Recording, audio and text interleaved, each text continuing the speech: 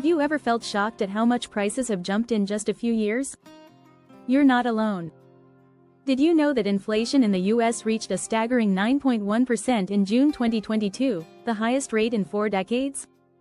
This means that what used to cost $100 is now a whopping $109.10. Even products labeled as budget-friendly are not so budget-friendly anymore. Many items you once thought were cheap now cost 3 to 5 times more than before. This rapid price increase isn't just a minor inconvenience, it's a huge wake-up call for anyone trying to live on a budget.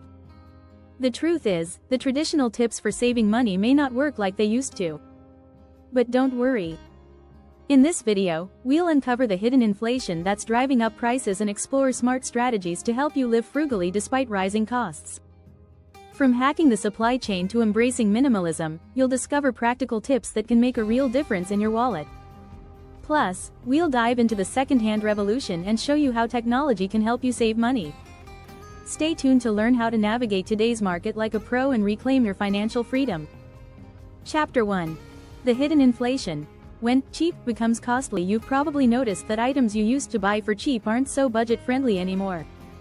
The price of products labeled as affordable has skyrocketed. But what's causing this sudden shift? It's called hidden inflation, and it's not just the obvious rising prices, there's more to it. One of the sneaky tactics companies use is shrinkflation. The price of your favorite cereal might look the same, but if you pay close attention, the box is smaller.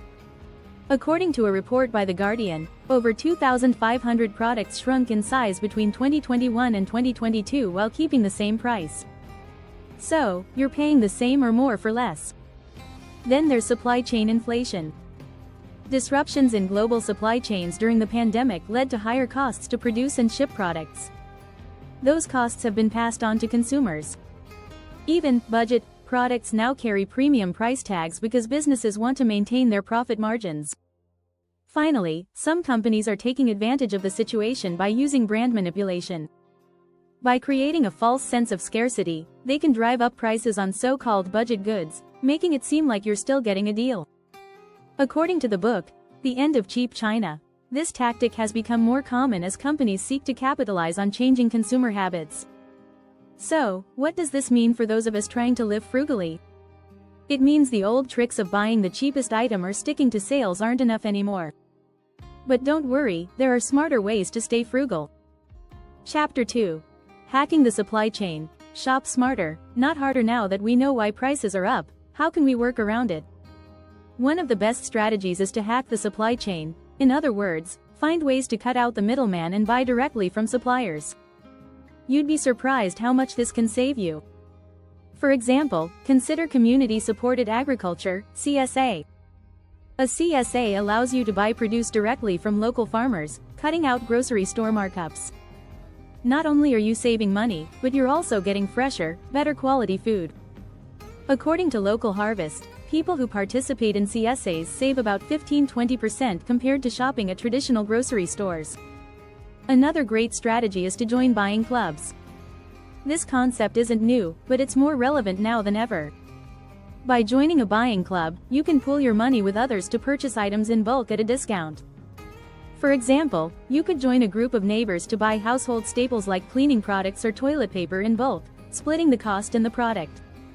It's a win-win. Online marketplaces are another goldmine for frugal shoppers. Websites like Boxed or Jet.com specialize in selling bulk items without the membership fees you'd find at traditional warehouse stores. Even better, these websites often run flash sales or offer free shipping, allowing you to stock up for less. Lastly, don't overlook local co-ops. Many co-ops are set up by local communities and can offer discounted prices for members on everyday items. They often source locally and have more flexibility in pricing since they operate on a not-for-profit model. According to research by the National Co+Op Grocers, co-ops can help consumers save up to 25% on organic and bulk products. By hacking the supply chain, you're cutting down on unnecessary costs while still getting quality products. It's all about thinking smarter, not harder, about where you're spending your money.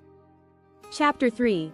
Ditch the brands. The rise of DIY essentials. If you want to live frugally in a world where budget products aren't so cheap, it's time to ditch the brands and make your own essentials. The DIY movement has taken off in recent years, and for good reason. It's cheaper, healthier, and often more sustainable. One of the easiest places to start is with cleaning supplies. You don't need fancy, overpriced brands when you can make an all-purpose cleaner using just vinegar, baking soda, and water. According to Consumer Reports, the average American household spends about $600 a year on cleaning products. But DIY alternatives cost pennies in comparison. For instance, a homemade cleaner using vinegar and water costs less than $1 to make, and it works just as well. Another place to save big is by creating your own personal care products. From toothpaste to shampoo, there are countless recipes online that allow you to make these products at home for a fraction of the cost. A study from the Zero Waste Collective found that people who switch to DIY personal care items save an average of $300 a year. Plus, you can customize them to be free of harmful chemicals and more eco-friendly. You can even make your own laundry detergent, which might sound complicated, but it's super simple. A DIY laundry soap using washing soda, borax, and soap can last months and costs only a few dollars to make.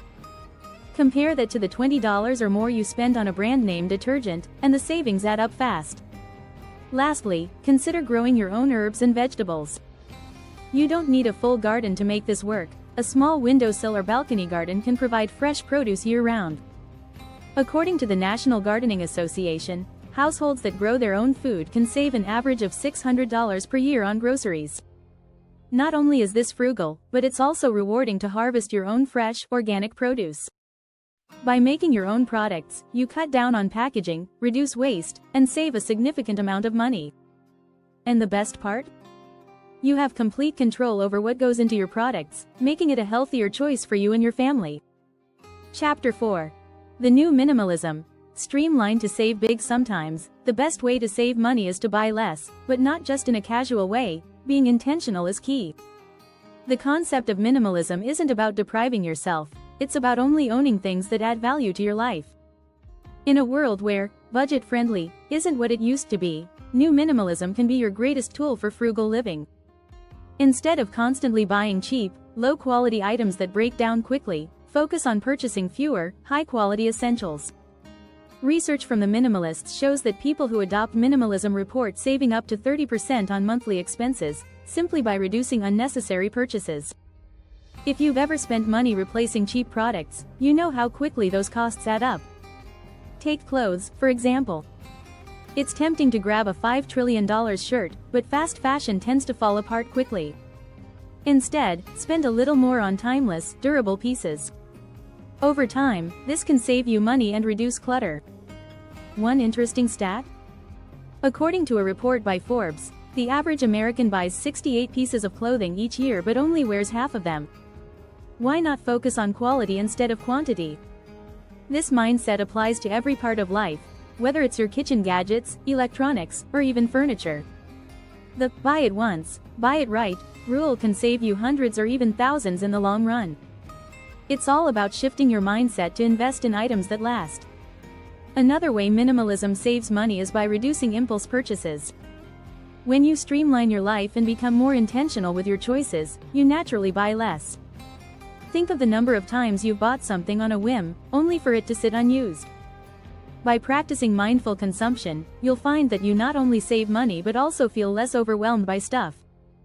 Decluttering also has a financial upside. Sell items you no longer need through apps like Facebook Marketplace or eBay. Not only do you create more space, but you also put some extra cash in your pocket. According to Declutter, the average household can earn $500 or more by selling unwanted items.